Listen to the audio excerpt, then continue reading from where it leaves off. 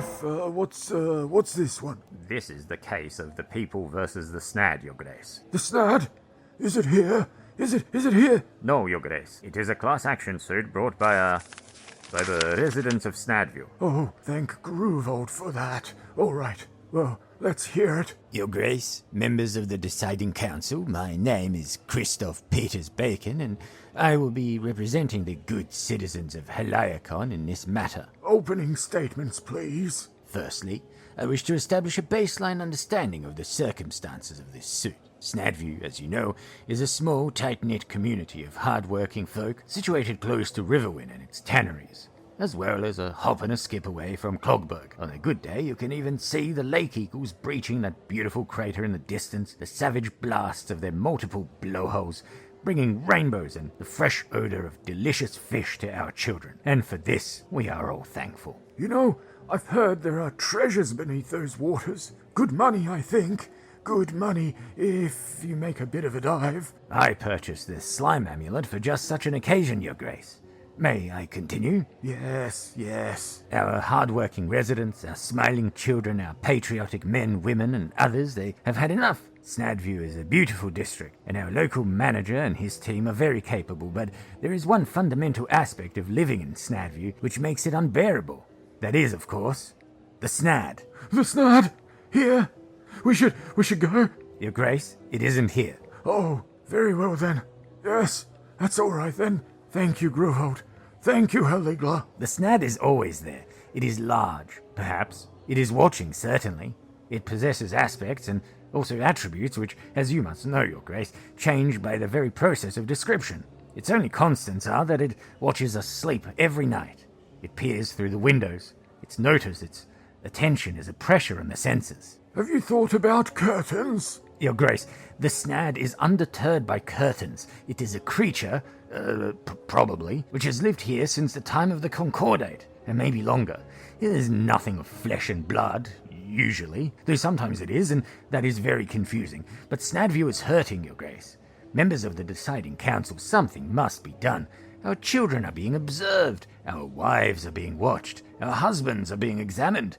There is no peace in Snadview. Only the watchful, unerring gaze of the Snad. The Snad, where is it? Is it here? Your Grace, we are seeking a court-enforced personal safety intervention mandate by way of a standard restraining order delivered to the Snad immediately to ask that it stay at least 2 kilometers away from Snadview. I have prepared witness statements from 4,349 residents of Snadview, which I implore you to look through, Your Grace.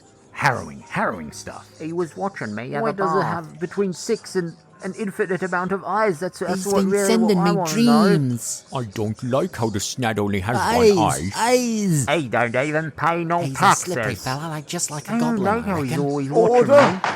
Order! We will have order in this courtroom. All right, okay. We will read through this evidence, Mr. Chris P. Bacon, and we will come to a conclusion. Although in cases such as these there is some precedent. For one, Mr. Snad was there for a very long time. Some say, Mr. Bacon, that he has been there ever since the divine hourglasses started their orbits around this world, before time itself. So he's got some claim to the area, I would think. Reminds me of a similar case with back in Mountford it was. The Mountford Big Ear Man. He was a man with big ears who would listen to your conversations from under the floorboards or some such. Anyway, it was a long time ago. This court will read the evidence. The deciding council will make its decision. But Mr. Snad does have... he does have the option of defending himself, so... Oh gods, he's here!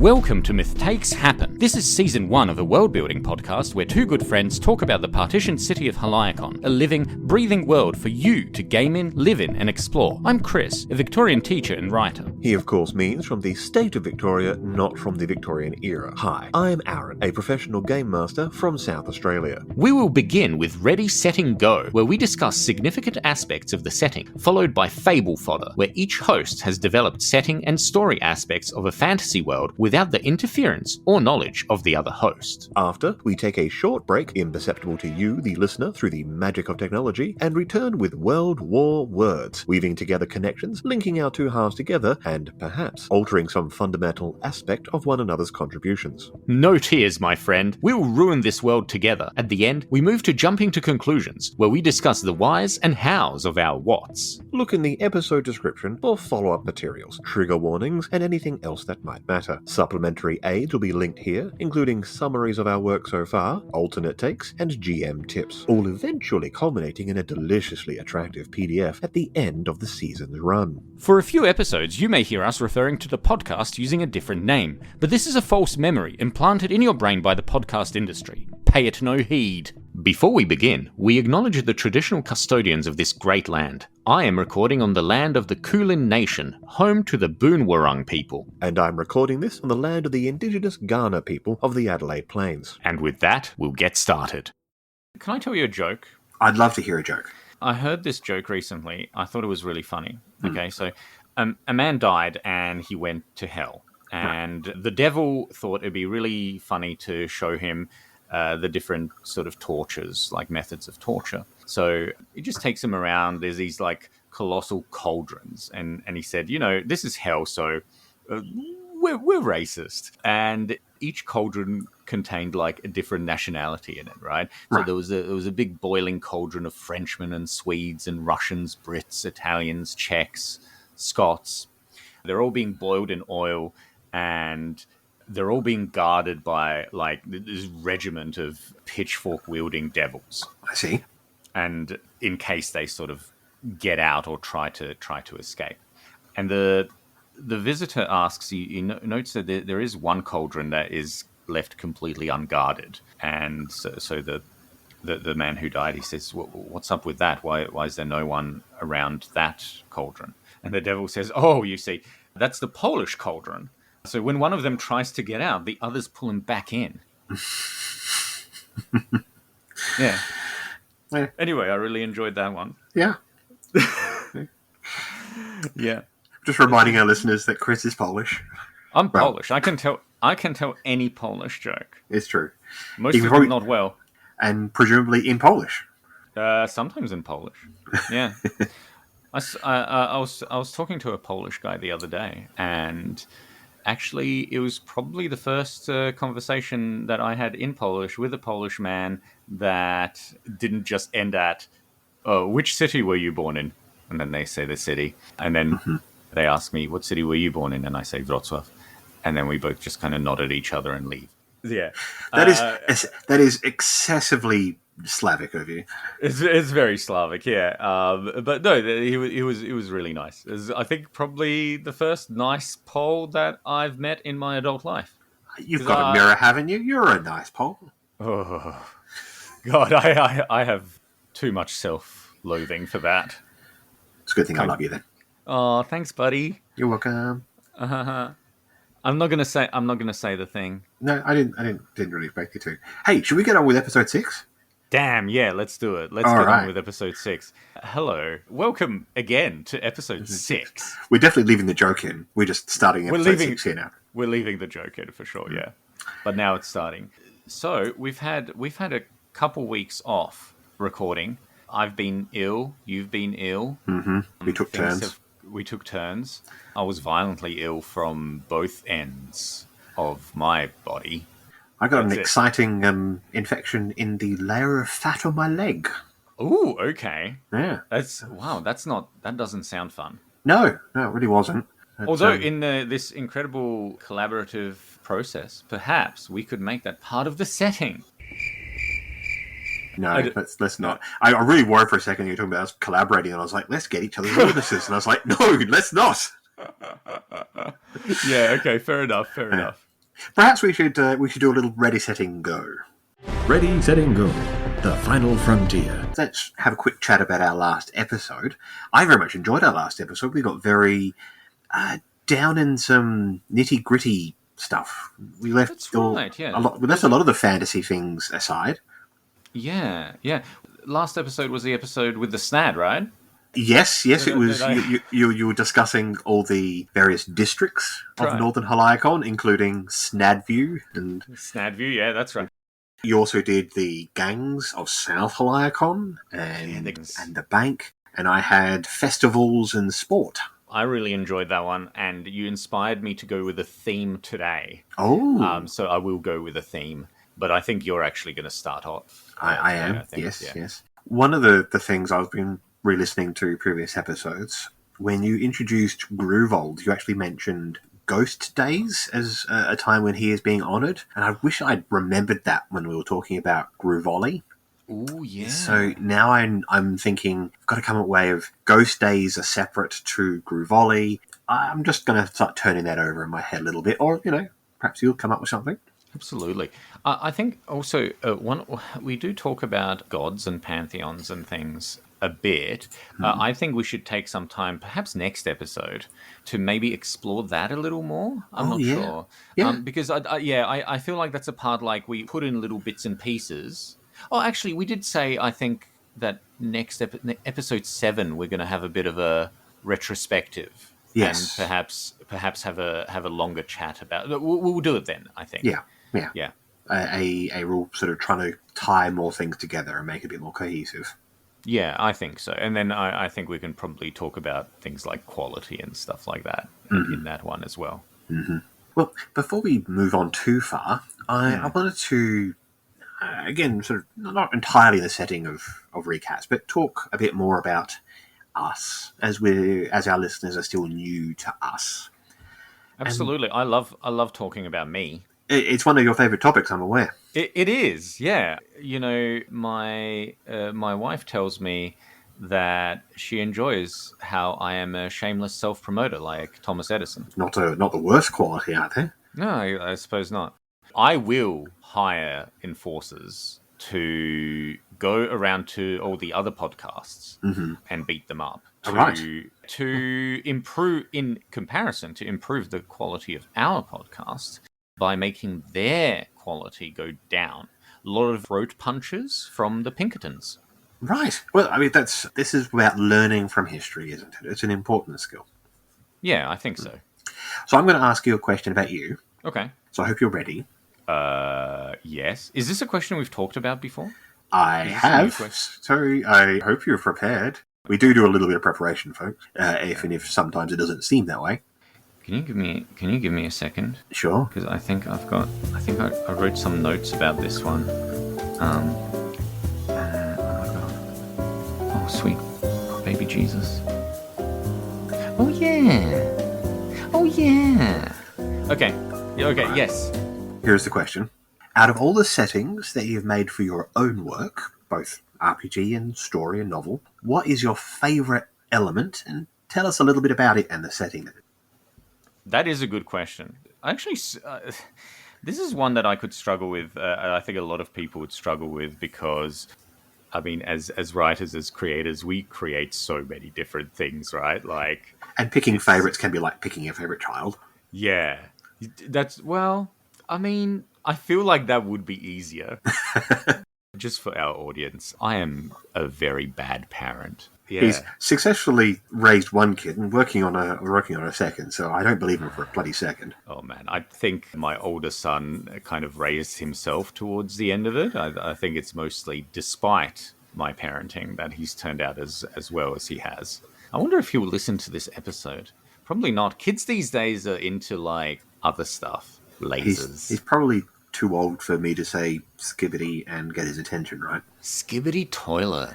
That's not. Did you know there was a toy? There's a Skibbity toilet toy, but I don't know what it does. I just saw it in the Target the other day, and I was going to take a photo of it, but I was very busy. Was it a Skibbity toy spelled Toy? Let?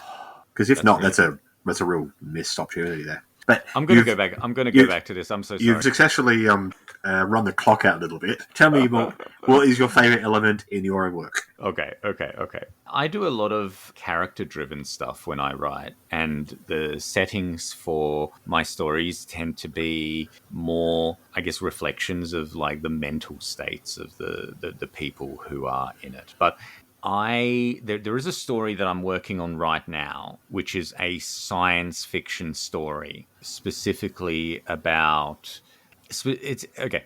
This is a time travel story. Right. It's a time travel story. It takes place in a very much changed Earth in the far future. So it describes a kind of familiar world, very post-disaster, where like the survivors of all the terrible calamities that we allowed to destroy our own civilization, they carve out sort of their own lives and things like that. This is reminiscent of things like Dying Earth books. I think we talked a little bit about that. Yeah. Something that I really like is that post disaster kind of world where we get clues about what happened and how it happened, but it was so long ago that the truth is impossible to know.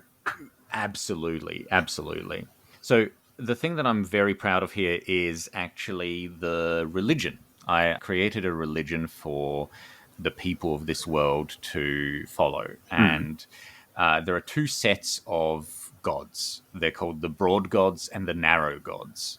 The broad gods are basically animal spirits who inhabit the world beneath the world. They're supposed to be like a pure reflection of the reality humans live in. And the main broad gods are lustrous badger, deceitful cicada, slumbering bear, beautiful centipede, buried stoat, and meticulous crab. And each of these creatures has kind of a role to play in the turning of the world. So these are spirits that perform functions and also explain, like in the environmental real world, phenomena, that sort of thing. Environmental phenomena, but also bits of history as well. Right. So I'm not going to go into each one, but lustrous badger is sort of the head of that pantheon. He bears the solar helm. He is senile. He's the leader of the broad gods, and he brings light to the world at dawn and steals it again at dusk because he has forgotten that he gifted it to mankind. Right. He represents the capricious nature of the gods, as well as the kind of cyclical aspect of the world. Decade by decade, the world gets hotter and hotter, and people tell stories where in the future, lustrous badger simply forgets to steal back the sun, and the world will burn. I'm not going to go into detail of each of them because we don't have the time, but every god also kind of holds an aspect of the truth of the last days of our own civilization. So Right. Meticulous Crab, for example, is equipped with the astral abacus. He counts the lights in the sky every night. After Badger steals the sun away, the little pinpricks of light that we know as stars are thought by the people of this land as the guide lanterns of the grandfather ships. The stories say that they're still on their journeys after their exile from the earth, searching for any place that will take them. Meticulous Crab makes sure that the same lights return each night so that they wander forever. He represents a need for vigilance and punishment for the people who ruined the world. So, Hinting at some generation ships sent off long ago. hinting at some generation ships, yeah. But also hinting at the idea that the people in the current age are dimly aware that the people who sort of like potentially escaped what happened are in some way to blame for what happened as well. If they could create these wonderful things to get away with, why could they not simply fix the problems on the earth? So yeah, look, I find like I like cluing readers in on the history of a place by using mythology, and then the broad strokes of like these disasters, environmental themes, this idea of our hubris and stupidity destroying the world. I really like that kind of communication with the reader because it's a part of that reader-writer relationship that I really enjoy. Yeah. Like it's not necessarily subtle, but like I feel it's a good way of putting the building blocks of the past into the present, and you have them sort of filtered through like the experiences and perspectives of people in the far future who are not so different from us. Yeah. You know? And Yeah. you say it's not exactly subtle, but it is characterful, rather than simply saying the people of the old times built ships and fled rather than fix the world, and we blame them for it. By putting it in the context that you have done, not only have you told us a fact, but how the modern people feel about it, even if it is only a distant understanding. There's more layers to that communication. Yeah, absolutely. Plus, So yeah, it's cool. I think that's probably my favorite setting element of what I'm working on now. I'm still working on this one. Nice. I have a question for you, actually. Yes. It popped fully formed into my head. Oh, You've obviously played a lot of role-playing games, Aaron. I've played a fair number. I've always GM'd more than I've played, sadly. Well, sadly for me some days. I'd like to inquire about, out of all the characters that you have played or portrayed, who do you think is the most morally complex one? You know him, in fact. Know him? You do, yes. We, once upon a time, played a game of Dark Heresy set in the Warhammer 40k universe, and I played Karun Machia. Karun! I remember Karun. Yes. Within the setting, he was a noble and a psyker, which meant that he grew up with all the arrogance that the deeply stratified setting of 40k has, that, knowing that he is better and just inherently better than every other. Just inherently better on a genetic level. Exactly. Yeah. But then he discovers he's a psyker and a mutant, which within his own paradigm makes him the lowest of the low. The fact that he has been saved and given purpose by his, imperial religion is a good thing. I really enjoy playing him as somebody who consciously, in the top of his mind, was, I am terrible, I am awful, I suffer because I am a mutant. But underneath it all is still this towering, colossal arrogance that he just assumed that he would be in charge of things. He was assumed that he would put himself at the front and talk to people, that his ideas were the best, that he could hold these two conflicting ideas in his head is a very human thing. Also, I remember he tripped into a puddle of poo. He did not trip into a puddle of poo. He decided to disguise himself and knelt down to apply some, in a very decorous manner, across his face, and was kicked into the puddle by Triella. By Triella. Yeah, yes. That's right. The tech priest who had grown up in the hive and thus had a great deal of, fellow feeling for the people of other people and the poor, and less so for the very arrogant Karun. It was a really good character moment. Okay, I like that. There's a couple of moments within the game where, because he was so dedicated to the Imperium as a whole, for all that he didn't like most individual people, considering himself above them, he still sort of saw them as worthwhile just because they're part of the Imperium. But there was a couple of moments, there's one in particular I'm thinking, where he would be shockingly cruel to an individual if he thought it brought the overall sort of mission forward, what he really believed in. So generally he was fairly like, everybody should survive because that's the best way to make the Imperium work. There was one moment where he just killed an innocent pilot of a ship just because it gave them an excuse to do something to cover up their disguise. Yeah. And I enjoyed playing that. Yeah, that's it. Yeah, lot of good character moments there. Nice. You and your jammy rolling as well as Bastard Century Cortez. Oh yeah, Cortez. I almost forgot about Cortez. Actually, recently I found the character sheet for Cortez, like the little booklet that you could buy for like $15. But imagine how much it would be now. You'd probably be giving them your second son at this point. That's a solution. Oh, you know what I reckon will happen eventually? Everything will go to a subscription model. Oh, yes, you won't really own anything. You won't really own anything. I bought a Blu-ray player recently because I was like, you know what I want to do? I want to own things again. Yeah. Anyway. Yeah. Shall we continue with episode 6 in Fable Fodder? Let us continue with Fable Fodder. Fable Fodder. Fable Fodder. These are the voyages of the starship Fable Fodder.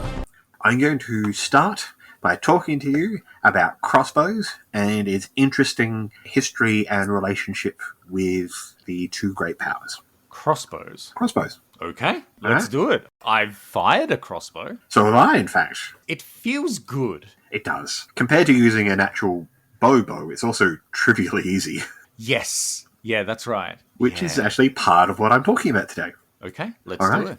There are several reasons that for the successful expansion of the Great Consociate, although inarguably its military might is chief among them. It's a might that stands upon two things: the military traditions founded on the teachings of Gruvold, and the discovery of the secret to using Wraith Quartz in magic. Though those traditions of Gruvold have spread, and the secret to Wraith Quartz has long been learned by others, the Great Consociate still has its edge and has held the upper hand in conflicts for a very long time. Thus, something really needed to change for there to be any hope for the Unfettered League to stand against them. Enter now, upon the stage of our history, the dwarf Feld Gabbro of the Shale Cleaving and the Shatterfolk. Her family were worm ranchers and shroom hunters, but she left them behind at a young age when she was conscripted into the Shatterfolk levies by the Consociate. This is after they've taken Helicon, but well before the Unfettered League was a major power. Her time in the Shatterfolk levies is not well understood, as she spoke little about it during her life, and there was a concerted effort to lose records about her by the Great Consociate. But what we do know is that Feld Gabbro had become the student of and assistant to Zeril Juentis. Juentis, yes, you do, yes, because Zeril was a relation to one of the Conarchs of Helicon, both then and now. And Zeril was a renowned warrior and scholar. Working together with an evolving group of partners, associates, and employees, the two of them plumbed the deep vaults of Helicon, primarily for academic reasons. Late in life, Feld Gabbro published a number of her research notes from this time, and they're valuable to this day in understanding devices and the technical practices of the Concordate, which was her speciality. At some point during this period, acting on a discovery that she had kept to herself, Gabbro made an incredibly dangerous solo delve into the deeper layers of the shallows and recovered a cache of preserved documents and tools, successfully returning to the service and then fleeing Helicon. Now, at this point, the Unfettered League is little more than a loose and argumentative council made up of rebellious nationalists, frustrated academics, resistance fighters, luminarchists, and representatives of nations and peoples soon to be invaded.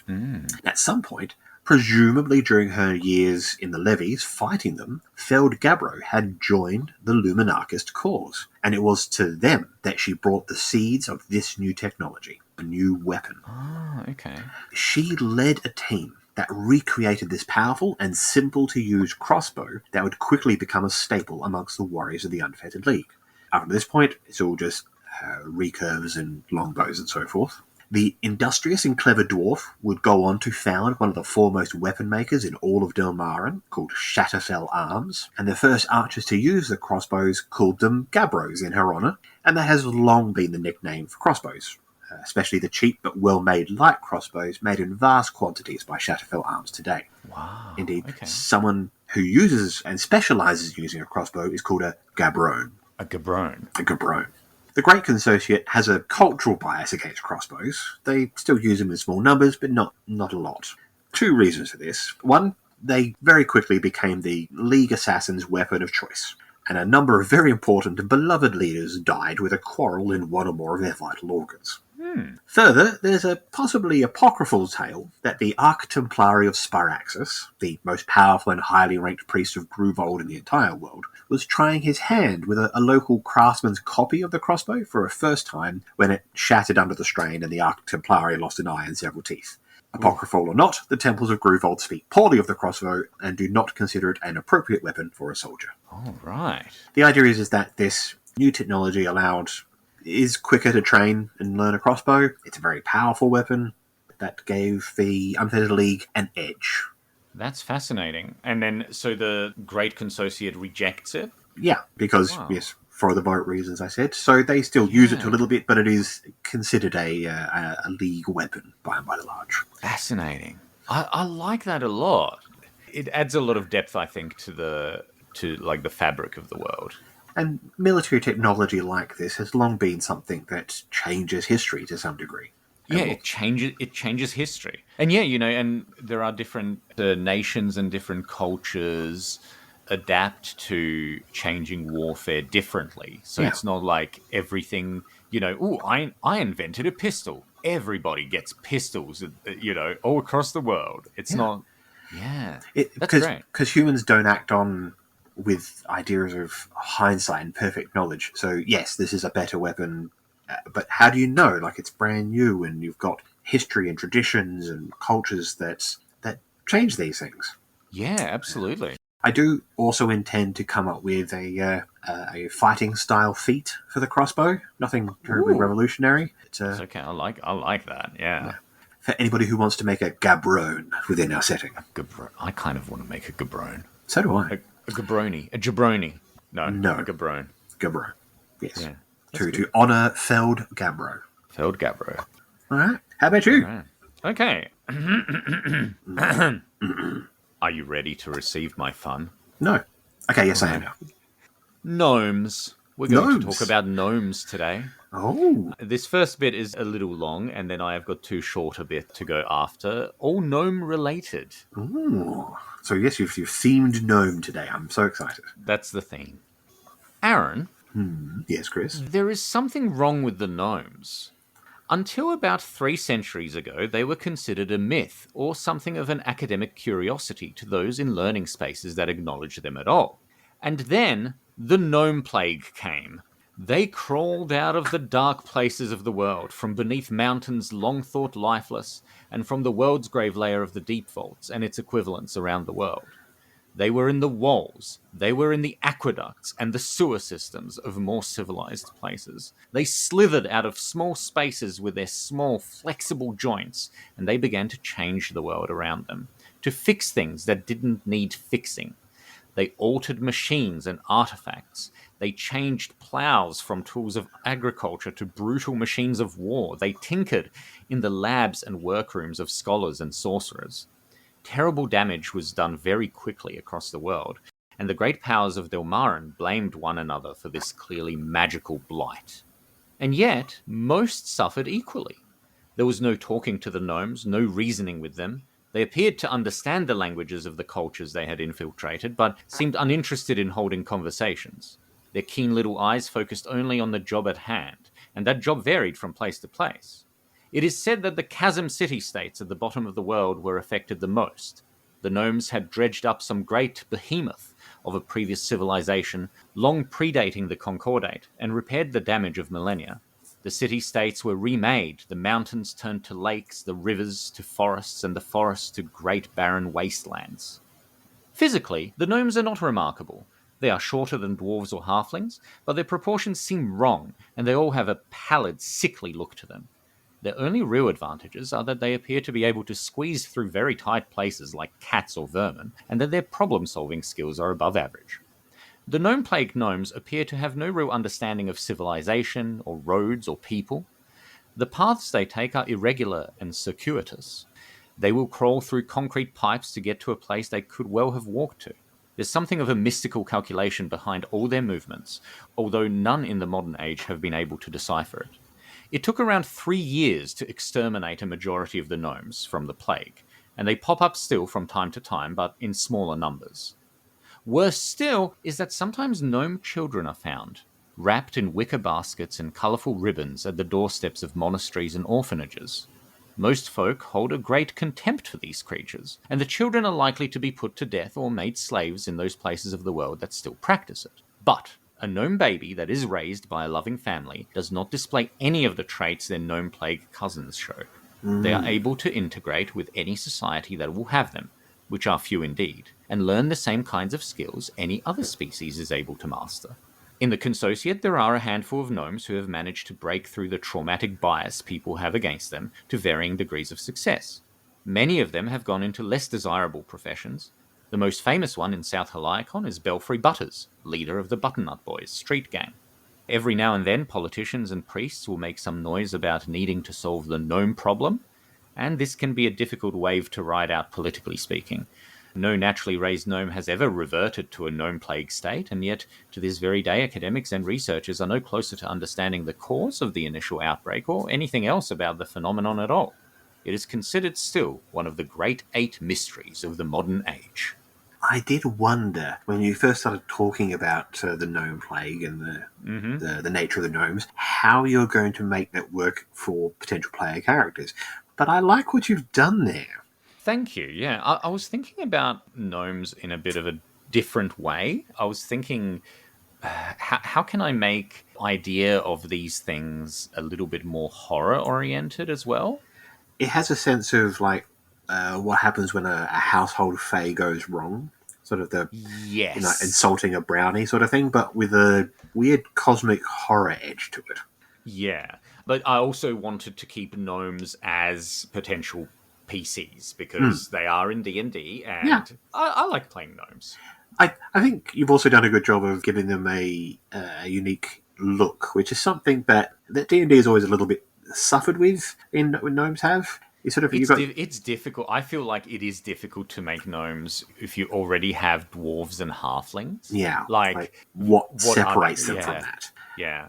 So these ones that they do kind of look a bit thin, a little bit sickly. They do have weird proportions. I think even weirder than halflings would. They remind me of the descriptions for the Sluagh from Changeling the Dreaming. Yeah, that was actually definitely one of the inspirations. Cool. Everyone should go and read and look at Changeling the Dreaming, by the way. 100%. Not least which is the amazing art done by Tony DeTilizzi. Oh, that art. My God. Blows my mind. He's. I recommend anybody just go check out the art of Tony DeTilizzi whilst you're also going to go and have a read about Changing the Dreaming. They're also a little bit the knockers from Change the Dreaming now that I think about it. So the knockers, yeah. Perhaps when we do the write-up for the gnomes, I might, if you want to expand on that visual aspect. Definitely, yeah. Oh, very cool, man. I love it. Thank you. And 8 mysteries of the world. I think we're going to have to come up with 7. Well, maybe we come up with 6 more. We leave the last one for every GM to come up with. Yeah, absolutely. The 8th mystery is a mystery. The 8th mystery, that's the mystery. No one knows what the mystery is. Wow, yeah, that's cool. All right, well, I've got just a small piece. I mentioned that Feld Gabbro, rediscovered the crossbow, was one of the Shatterfolk. Yeah. The Shatterfolk is actually an expanse of... Calling it a nation would be overstating it rather dramatically, but it is a place of people, the Shatterfolk, but Shatterfolk is also the name for that large location. Shatterfolk. If you travel north and west of Haliacon, you will find the cracked plains of what is now called Shatterfolk on the way to the massive mountains of the Cordon Ranges. There is little soil here, as the wind has long since blown it far away, or into the hundreds, if not thousands, of crevices and ravines that mar the otherwise flat, rocky expanse. From above, the narrow canyons look like black lightning carved into the living grey stone, forking again and again and again. Life here is found in those cracks. Water collects in long, narrow lakes at the bottom of the canyons, which allows for plants to grow, so long as those plants can thrive, spending all but the height of the day in shadow. Fungus of all sorts do well in this environment, and there are several unique to this region, including several mobile species, some of which can be quite dangerous to the unwary. People do live here, but in small communities, either in tunnels and caves or buildings attached to the walls, for there is very little ground space, so it's reserved for agriculture and similar activity. These villages and towns live a fragile existence with very few amenities or time for leisure. Travel between communities that are not in the same rift means braving the dry and windswept surface, and when each group barely produces enough for itself, there's still very little to trade. But when the Great Consociate came to this land after the discovery and recolonization of Haliacon, they found conquering it trivially easy, but governing it very difficult. There's no existing societal structure to work within, and the people are generally isolationist and self-sufficing. Indeed, the name for the area, Shatterfolk, is simply the term the Consociates attach to the region for administrative purposes, and is still mostly only used by outsiders. These days, the Shatterfolk communities are members of the Unfettered League, though they play very little part in the political process. Shatterfolk is famous for exporting 2 things to the rest of Delmarin: a variety of unique mushrooms with effects both fair and foul, and some of the toughest and bravest folk in the world looking to experience something beyond the walls of the canyons. Ooh, I like that a lot. That's really good. Yeah, it's just expanding more on some of the lands that you started a few episodes ago. Yeah, no, I really like that. It really fills in the blanks of the world that I can, and it's very very vivid. I can imagine this place. It's a very fantasy setting, like you wouldn't see that Yeah, in a... which I like. Take advantage yeah. of it. Put fantasy in our fantasy, so we can fantasy while we fantasy. Totally. I'm fantasying right now. Ooh, yeah. What more gnome nonsense do you have for us? Please refer to it as gnomesons. Oh, I'm sorry. More nonsense.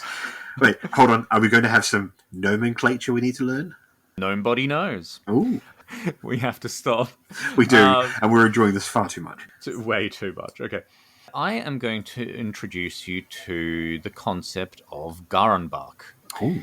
It is difficult to talk about gnome culture because so few of them exist in the world, but the prejudices against them have forged powerful bonds among those who call themselves the Trueborn. They believe that the Gnome Plague gnomes, who they called the Falseborn, are not natural creatures at all, and that someone or something had created them for a nefarious purpose. From here, things get hazy as no one really knows where the Trueborn gnome children come from and who leaves them behind. Every gnome has their own theory. Gnomes are able to breed, and gnome families are not completely unheard of in the modern age, though vanishingly rare. A vital part of gnome culture is Garenbach, an old concordate word meaning roughly procedure or process. Gnomes often find they have to put their trust in untested friendships or organizations in order to survive in the world, and the phrase believe in the Garenbach, roughly meaning to trust the process, is often used as a way to indicate that one has no choice but to wait for results. This idea has seeped into gnome thought and philosophy, and so many gnomes appear to outsiders as extremely calm and collected in the face of challenges and dangers. The concept works in their favor because they tend not to second-guess their choices, and thus persevere where others would doubtless quit. It is a great boon in many technical professions which gnomes naturally gravitate towards, such as engineering, architecture, foundational sorcery, and the like. But it can also be an advantage in jobs such as soldiery or even meal preparation. Gnomes therefore often excel in their chosen fields. It is not, as some perceive it to be, an obsessive nature which elevates them, but the willingness to see things through to their logical conclusions. Which is probably a good thing when you're suffering great deal of prejudice and you have to just sit there and take it and trust the process. That's it. Yeah, that's it for that bit. You did very well. You got a good laugh out of me. That's great. All right. Well, I'm going to talk about our other favourite weird little guys that squirm in the shadows. I'm going to talk about some goblin stuff. Goblin. I'm ready for goblin stuff. Goblins are like my favorite things. I just even like the word goblin. You are talking to the man whose first, I know he came out to Warhammer. My first Warhammer thing was an army of night goblins. Yeah. I always love goblins. Aaron. Yeah. Goblin D's nuts. No. The Shallow Septarch of Blindum. Have you heard the story of the Shallow Septarch of Blindum? Yes. Cool. Well, anyway, goodbye. Bye.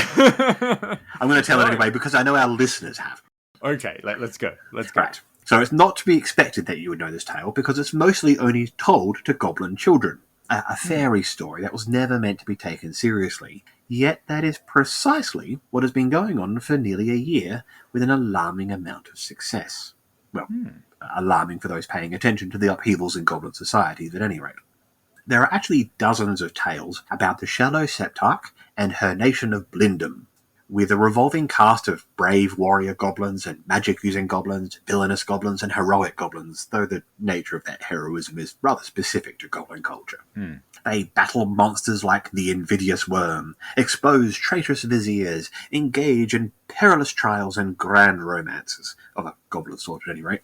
Blindum is an underground kingdom in this story, and is generally presented as a blissful and damp place where all goblins can thrive and be happy under the benevolent rule and protection of the Shallow Septarch. While there are many standard versions of these stories, they've been passed down orally for at least several centuries, so there's little to no consensus on what is the correct version or even if that's a sensible question to ask. But now, someone is using these children's stories to create a rebellion. Or a syndicate. Maybe a cult. A little bit of all of it. The woman calling herself the Shallow Septarch is undeniably beautiful and charismatic with a commanding demeanour and incisive, cunning mind. She argues that these stories are just poorly remembered histories, and that the Deep Vaults are actually Blindum, though in a fallen state due to the actions of the invidious worm, and that she is the true heir to the Septarchy, and granted the destiny to recreate the glory of Blindum. Ooh. Hundreds of goblins have flocked to her court in the upper reaches of the Deep Vault Shallows. Individuals leaving their families, sometimes whole clans and gangs, goblins from both sides of the Serpentine Wall. Which is why a great deal of the illegal commerce between the two halves of Haliacon is now being controlled by the Blindum. And there are regular battles between Blindum goblins and the mercenary Tunnel Snakes. Tunnel Snakes rule in the Shallows. Tunnel Snakes rule! Tunnel Snakes rule. Yes. This has made the goblins of the Blindum both wealthy and given them experience as fighters, which they are using to slowly expand the safe area that they've built in the Shallows.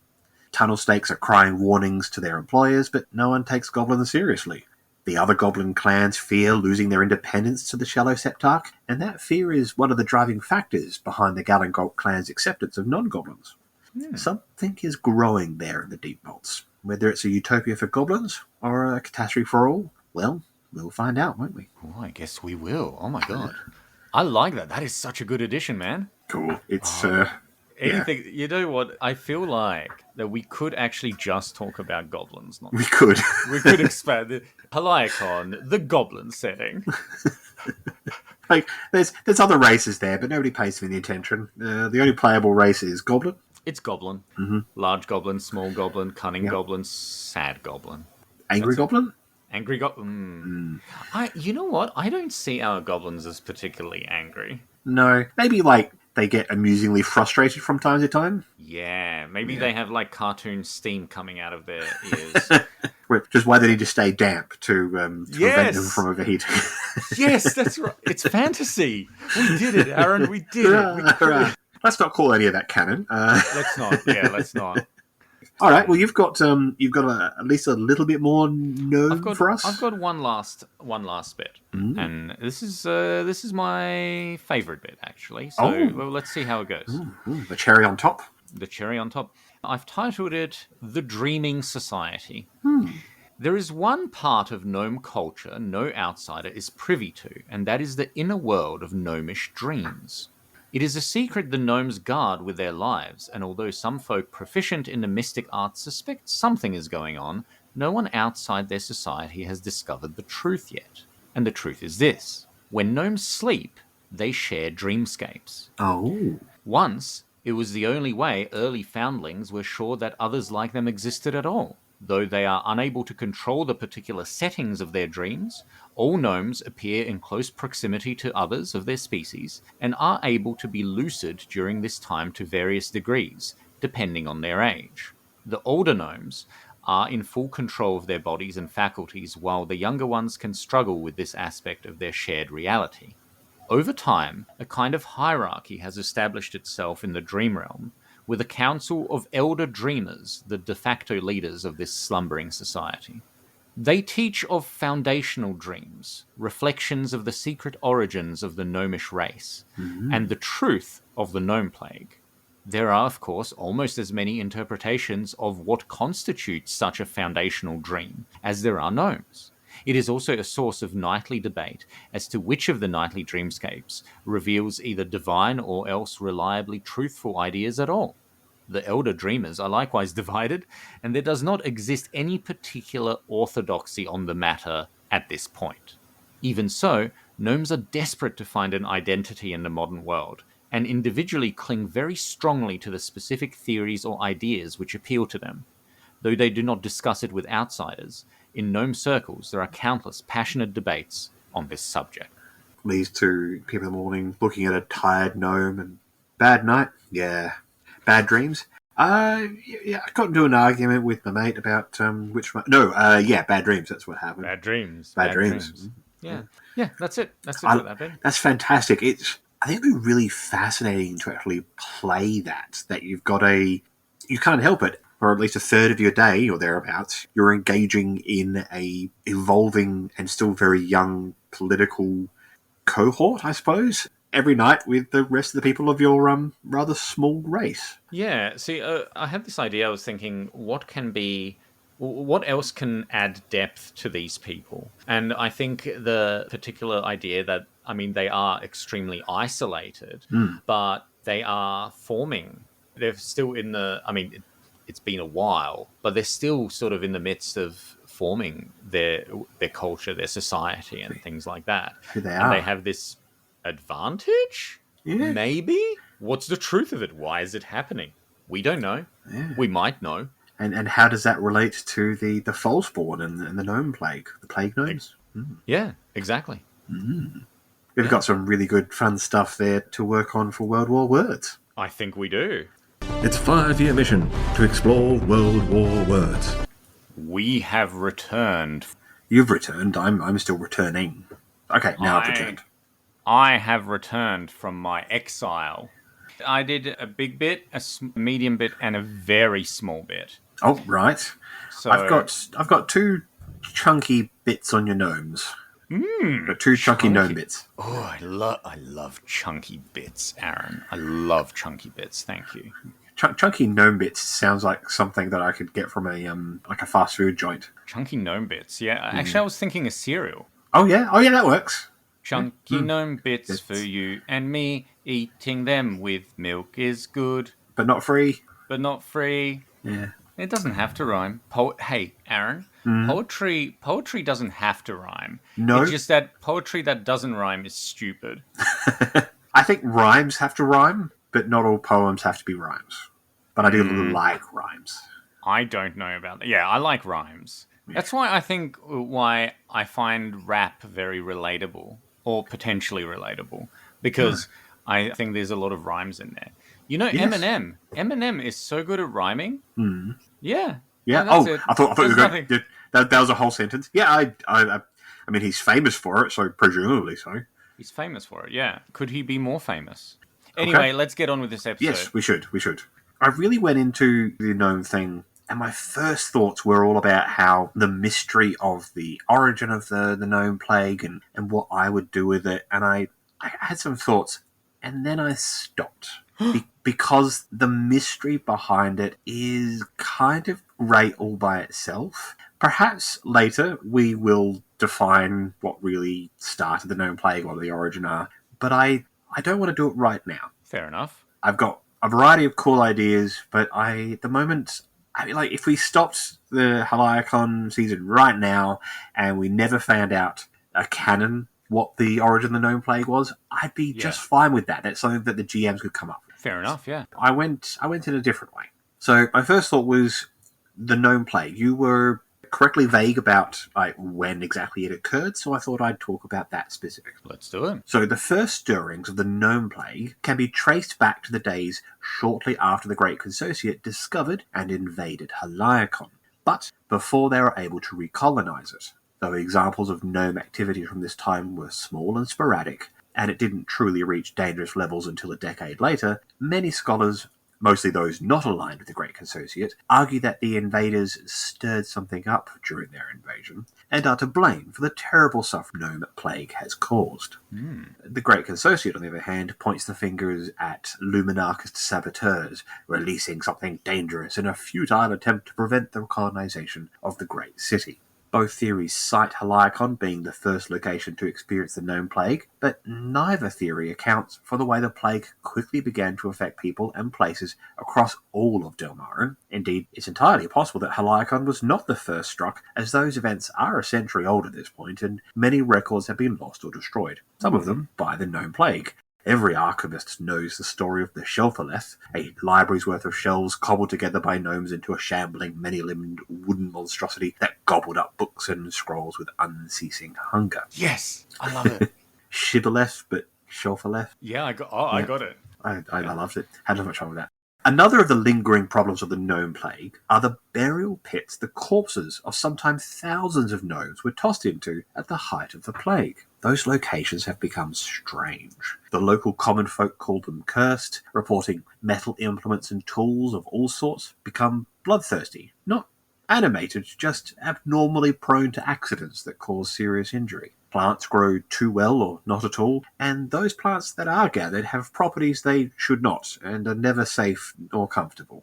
There's cotton that desiccates flesh, grain that explodes or shoots themselves across the room if heated, root vegetables that bifurcate, then pull themselves out of the ground and dash around on irregularly shaped legs. Those sensitive to the flows of magic say these areas are suffused with a small but constant flow of strangely tainted power. The effects have not waned since the days of the plague, but nor have they grown. Okay, first of all, can I just say, I love that you were the first brave person Yeah. to describe mass graves in this podcast, so thank you. We are in World War words. Mass graves were somewhat inevitable. Oh, okay, controversial.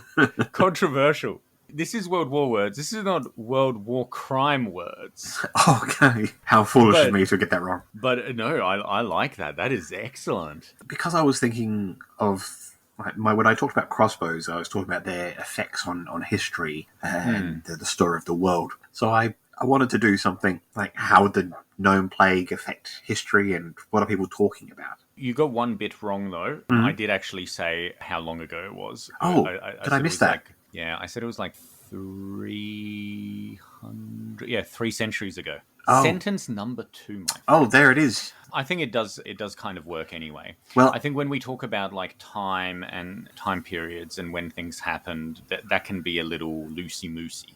Yes, at some point, perhaps even something we need to talk about next week in our recap episode, we can go through and perhaps draw up a bit of a timeline. Yeah, actually, I like the idea of a timeline, yeah. We could do a screen sharing thing as well, perhaps. I like that, and and it'd be definitely something we could put into the weekly PDF Google Doc that we're sharing. Absolutely, yeah. That's brilliant, man. I love Yeah. it. All right. Cool. What have you got for me? What have you played around with? Your shallow septarch. Okay, let's have a talk about that. The shallow septarch is, of course, an agent of the invidious worm. The septarch is not a real person at all, but a kind of flesh and blood illusion conjured by the worm in order to enact its will upon the surface of the world. Let me elucidate. Imprisoned in the world's grave layer of the deep vaults within a wraith quartz tomb, the invidious worm has only recently been able to affect the world, and even now its power is greatly diminished. No scholar nor sorcerer knows the truth of its existence, for its story is from the very first great civilization which conquered the world long, long ago, when the continents were one colossal landmass. In the deep past, only 2 great societies ruled the world, the dragons and the giants. The latter have retreated to castles far in the polar ice caps of the world, and the former are known only as legends.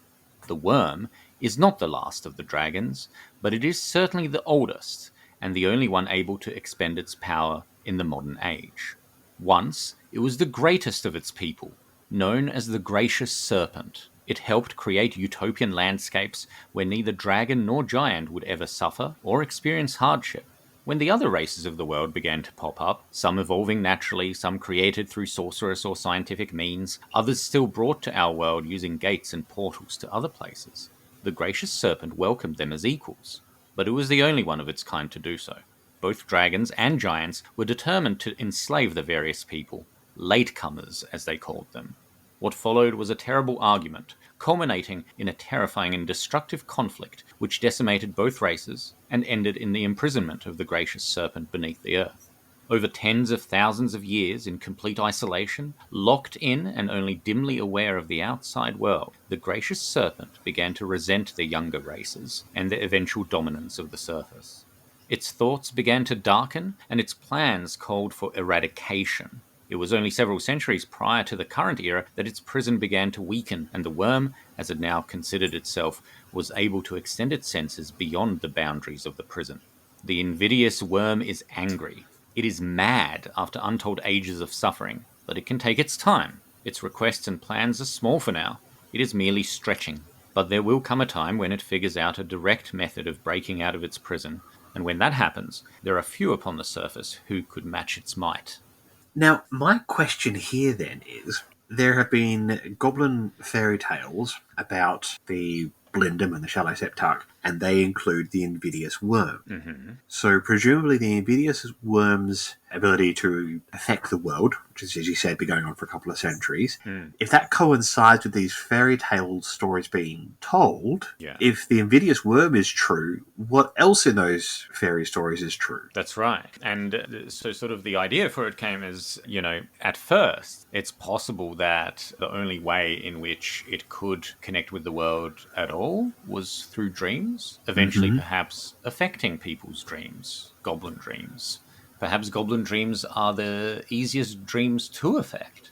Who knows? Yeah. It makes me want to consider, well, if the invidious worm is real, is there some of the heroes from these stories real? Is there a real Shallow Septarch around somewhere who should stand against them? I'd like that to be true. Or perhaps it's one of those things that perhaps there never was, but there will be now because of the flow of that narrative. But this attractive and commanding goblin leader of the Shallow Septarch is in fact not a goblin at all, but a flesh illusion. A flesh illusion, yeah. I love that. That's very creepy as hell, man. Thank you. All right.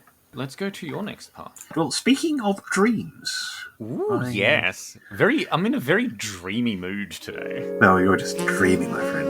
Oh, thank you. Oh my god. Yeah. Some few gnomes, the youngest and most daring, have rejected the nascent culture's interest in discovering true foundational dreams and the origins of their people. Instead, exploring the various dreamscapes, finding new ones, and just learning about the dream world itself.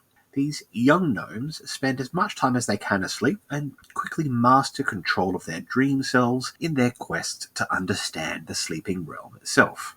These dream seekers and trancers have discovered two extraordinary things, the revelation of which is still sending ripples throughout the nascent gnome society. Some gnomes have managed to find their way into the dreams of non-gnomes. Oh, okay. These dreams are far less real than the shared gnome-space dreams, and those that have managed it have found that their skill and strength at dreaming allow them to control these lesser dreams like a puppet master and director of plays all at once. Very interesting. Truths about the dreaming person have been discovered in those dreams, and on at least one occasion, a dream seeker found their way into the nighttime world of a League official who was advocating for a pogrom against gnomes, and the clever young gnome then used secrets they gleaned from the dream to blackmail that official and shape their dreams into nightmares for weeks. Ah, okay. That there is some kind of greater dream space that all sentients and sapients share in is something that gnomes are secretly delighted by, but are very afraid of what revealing these truths would mean, both in general and rather specifically for them. Yeah, that could have ramifications, couldn't it? It's a way of saying, look, we're all alike, but also we're kind of powerful and can get inside your head, and that just gives you more reason to want to squish us, which you already have a lot of. I like that because it makes me think of Sandman. Ah, yes. I confess, since we mentioned changing the dreaming, a little bit of this has come from that. Yeah, that's brilliant as well. There's a good Venn diagram there. I think so. Yeah. But I have a second discovery that these young gnomes have found. Because the other and more immediately concerning discovery is that very few of these young and adventurously sleepy gnomes have been able to bring a little of the control they have in dreams into the waking world. Shaping their own form and changing their colours, creating small objects or tiny short-lived creatures, producing illusory sounds and images, and seeing the inner life and thoughts of those around them. Did you just invent cantrips? No, I'm inventing a new form of magic. Probably sorcerers, because this requires them to enter a sort of waking sleep. Ah, yes, okay. Where they're able to blur the previously thought to be boundaries between dreamscapes and reality. Those who travel into other people's dreams are called dream seekers, whilst those bringing dreams into reality are trancers. But interestingly, most who can do one can do the other, although not quite to the same degree. But given how incredibly young these new practices are, it's probably a bit early to make pronouncements about what's true and what's not. Wow, I like that a lot. Yeah. I think that's interesting is it not only does it add depth, but it also, in my head, So many gameable possibilities here. So Yeah. many new problems to introduce. It's really good. I'm also just thinking from a purely rules standpoint, it wouldn't take much to alter the forest gnome subspecies into a Dreamseeker Trancer base, I suppose. Yeah. Because they have those illusion cantrips. That's great. I love that. Yeah. Let me tell you, my friend, about the jolly shrooms of the Shatterfolk. Okay, yes. I'm already laughing, so they must be very jolly shrooms. They may very well be, but actually, I have a feeling that this kind of fits in with our weird broader theme here this episode. So let's just have a look. This is not a very long bit, but let's see where it can take us. One of the recent exports from the Shatterfolk region is actually a new plant created through some small application of magic called the Jolly Shroom. The Jolly Shroom, funnily enough, is not a mushroom at all, actually, but a type of cactus, which shares some visual similarities with fungal plants. Right. That's just a little interesting tidbit. Appearing as a toadstool with short hair-like prickles which cover its head, it has been cultivated by several Shatterfolk communities and exported to North Heliacon. It has already been banned in the south. When blended together with several other ingredients, it is able to induce in a person an out-of-body experience. A person who consumes the Jolly Shroom concoction will fall asleep very suddenly and feel as if their spirit has left their body. It is considered a form of limited astral projection. The person is able to move about a short distance in the vicinity of their body, but unable to affect the world or hear anything at all. The substance is highly addictive, and already Jolly Shroom parties, where participants project together in a room, have caused a fair amount of disruptive behavior. Much as with alcohol consumption, the Jolly Shroom removes many of the inhibitions a person possesses, and things can get quite rowdy. As with most drugs, there also exists a possibility of death, or, in the case of Jolly Shroom overdose, a locked-in syndrome, where a person is simply unable to return to their body at all. Okay. I think some of our listeners are going to think that we're conspiring when we're off the air, because that is related to my last little piece, wasn't it? Yeah, I thought so. I love this. Yeah. I can definitely see there being some sort of connection that trancers are able to use Jolly Shroom to give them a boost, to do more magic and so forth. And perhaps they're less, and Dream Seekers use it they have more control over their out-of-body experience or something. Absolutely. And also potentially good for use in a limited form of spying as well. Yeah. I feel like there's a lot of things you could do with that. I think that's very neat. And I think if I was the first one to mention mass graves, then you're the first person to invent a fantasy heroine. Yeah. I'm going to be honest with you and our listeners. I don't know a great deal about drugs. So if this is not how drugs work, please do not mention it. Don't come at me here, druggies. Okay? I respect you and your lifestyles. But this is fantasy. Yeah. This is how drugs work in our world. I know how Panadol works, and that's about it, really. We're both very sober individuals, aren't we? Yeah, kind of. I mean, I do occasionally get drunk when I want to forget my problems. But you're, Polish. I think that's sort of contractually required, isn't it? You're allowed to say that. Technically, I should say I'm Australian. I should be getting drunk all the time too. But here's a little tidbit for our listeners. I'm actually, technically, I'm alcohol intolerant. But when you say that, people just think you don't like alcohol. But I actually don't metabolize it. I just get to skip right past the fun drunk bit and go right to the alcohol poisoning. He's really just allergic to alcohol, which is so sad, because I feel like, as with me, alcohol could solve a lot of your problems. I mean, it might get me to sleep in time, which would be nice. Now, here's the thing. It will create new problems. Yes, but, new problems. Yeah. New problems, yeah. Do you have anything else for World War Words? I do actually. I've got one bit, but it's extremely short. It's like half a paragraph. Well, then hit us with it.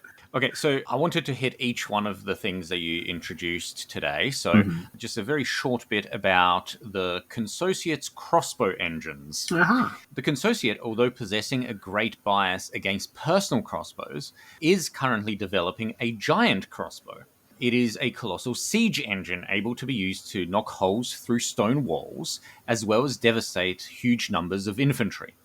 So far, the Consociate has had little success in this area, but they are persevering with sorcerers as well as engineers, attempting to iron out the various kinks in its design. That's it. That's the only contribution, because I was thinking of that giant crossbow that Leonardo da Vinci invented. Yes. And I was like, that should be a thing. And perhaps soon it will be. There's basically been a variety of different forms of giant torsion-powered siege weapons in the really real world since... I don't remember when it became active within the Roman army. Catapults, trebuchets, Scorpions. ballistas. Wait, ballista. Ballista is a giant crossbow. But a ballista is real. That's right. But the Romans had, I believe they were called scorpions, which were an earlier form of ballista that mostly used to hurl like a leather pouch full of rocks. That's cool. Rather than things, which because one of those things where like we overlook the fact that getting hit with a fist-sized rock traveling at speed, like it doesn't generally kill you, but it does make you not want to fight today. Oh, definitely. No, if I got hit with almost any size rock, I'd probably want to go home. Wow, that was a good World War words. I think so, yeah. To seek out new life and jump to conclusions. To boldly go where no one should ever go. Jumping to conclusions. We're doing it. It's happening. Let's jump. Oh, my microphone went red for that one. Oh. I think that means it's bad. Oh, I just thought it was blushing because you looked so amazing whilst you jumped. No, I think when I'm too loud, it goes red to show that would be unpleasant for a person listening to this podcast. But I'm going to leave that in there. We are now, of course, 6 episodes in, master manipulators of the soundage, so we can fix it. I do feel like we're getting better. Like I said, I listened to your last episode that you edited. I skimmed it, sorry. Yeah, and because I tend to listen like on my way to work, on my way back from work, and at the gym. So I'll do that in the next couple of days. But I'm really enjoying your editing. I do genuinely think that we both are getting better at it. So we definitely are. We definitely are. It's got a long way to go towards mastery, but I think we both discussed we've now picked up the strange ability to visually recognize certain repeated noises. I can now, my various inhalations, I can now see what they look like.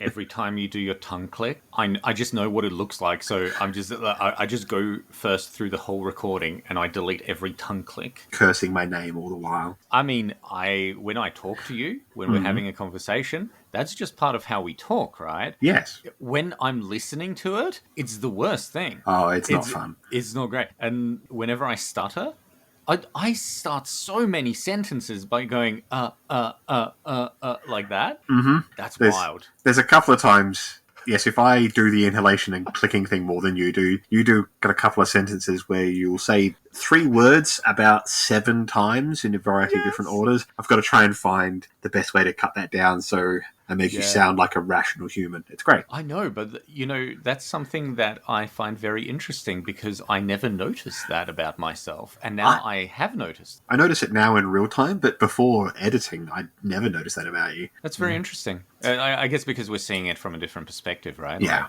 Anyway. Anyway, let's talk about some conclusions. Let's do it. You start. I've got just a couple little bits and pieces, but my real big thing, sort of wrapping up today's session, is I want to play around with the rules for crossbow using characters. Yeah, I think that's a very good idea. So people love crossbows in general. Like visually, they're fantastic. That's exactly what I was going to say. They're just a cool looking thing, and they come in a variety of sizes and shapes, and they do a really good job of being fantasy but not a gun, but having a little bit of gun coolness. But see, this is an interesting thing. I've watched a lot of videos recently, surprisingly, actually. This is one of those weird coincidences about how crossbows as they are depicted in media versus crossbows as they were as a weapon a long time ago, how they differ. And because we want to look at crossbows as essentially as a medieval gun.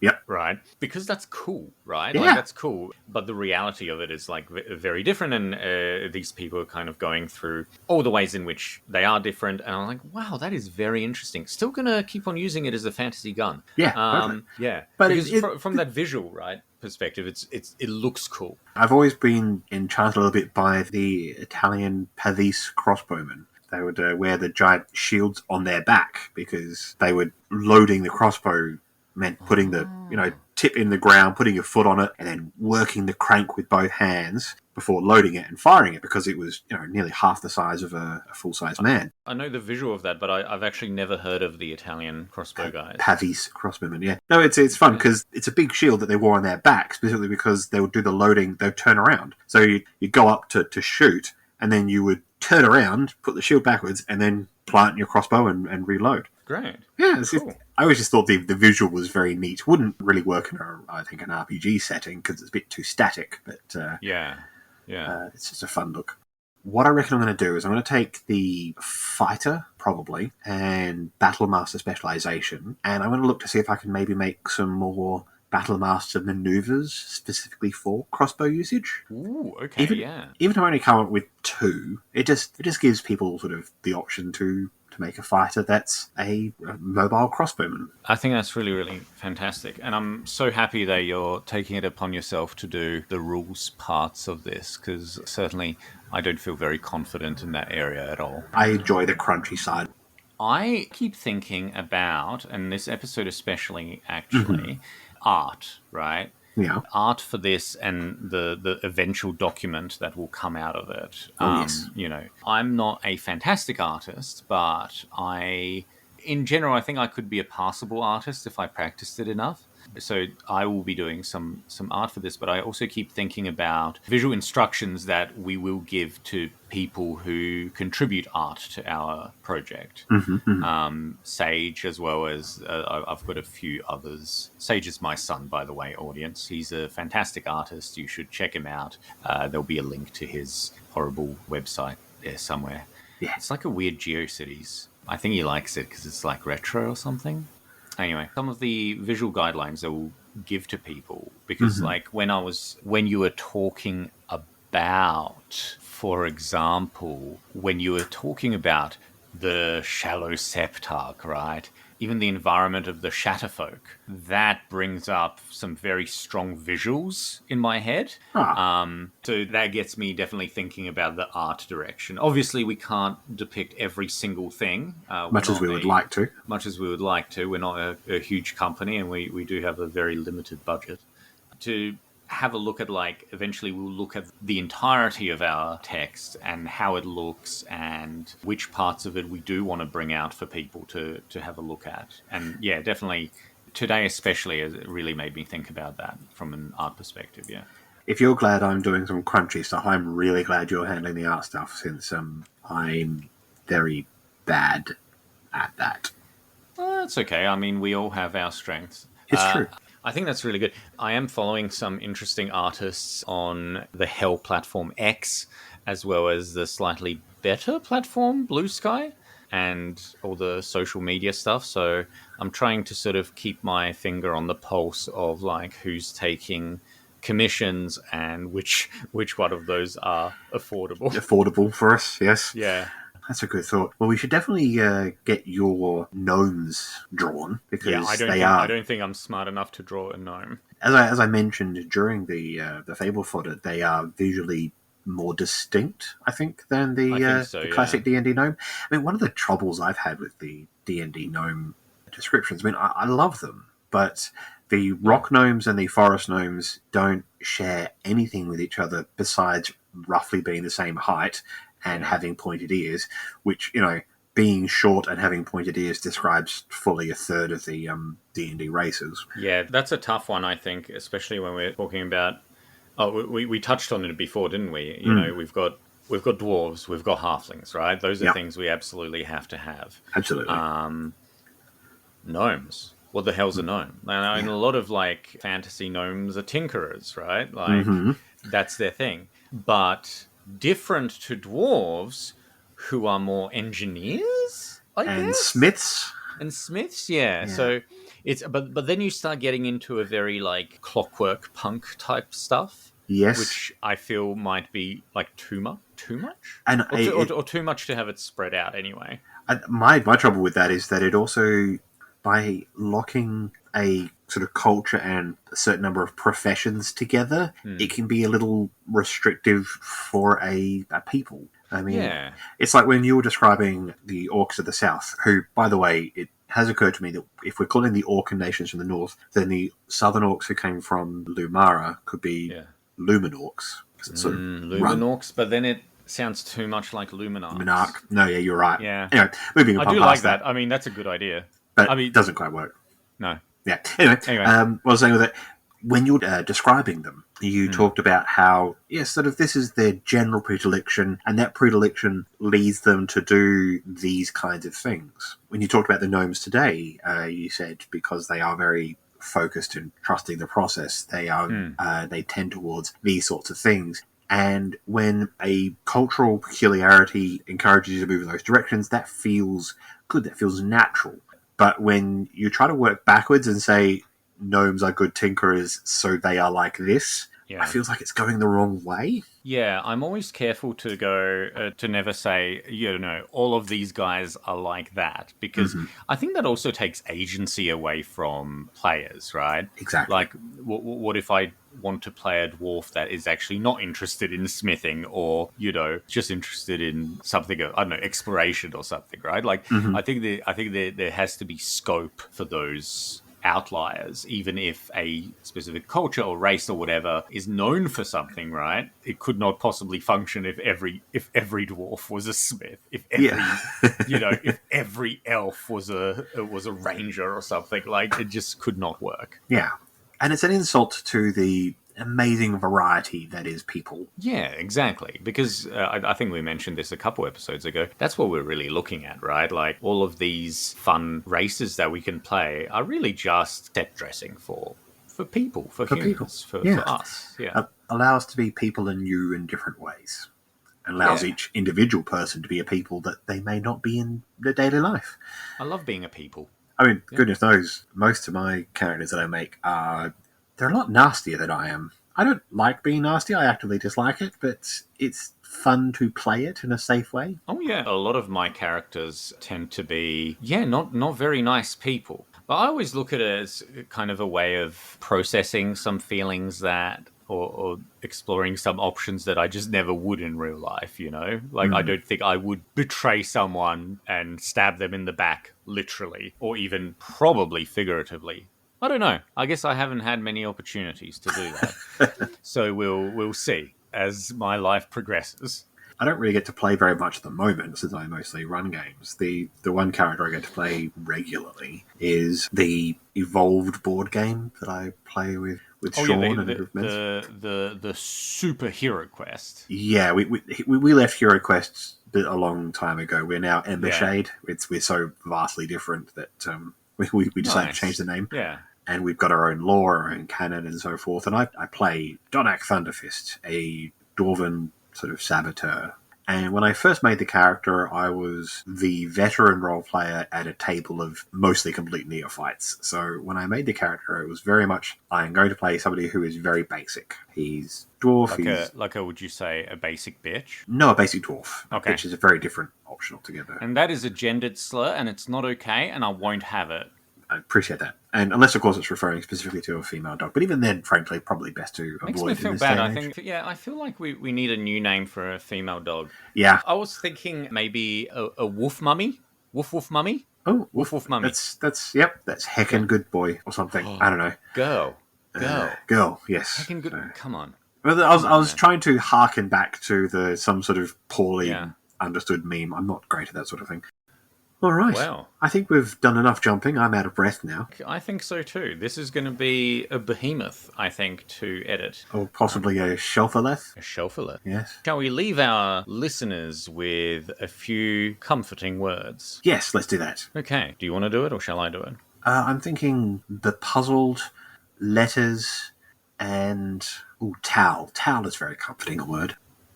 I hate you. I've never liked you. I'm going to collaborate with someone else now. Okay. That's not what you had planned? No. I was thinking more like, thank you for listening. You will find a link to the current version of our work in progress PDF inside the episode description, as well as any trigger warnings or any other information that might prove to be useful. And we are looking forward to seeing you next month for another episode of Mythtakes Happen. Mythtakes happen. They do. And we've done it. We've happened them now. Mythtakenly. Bye-bye now. Mythtakenly. Bye.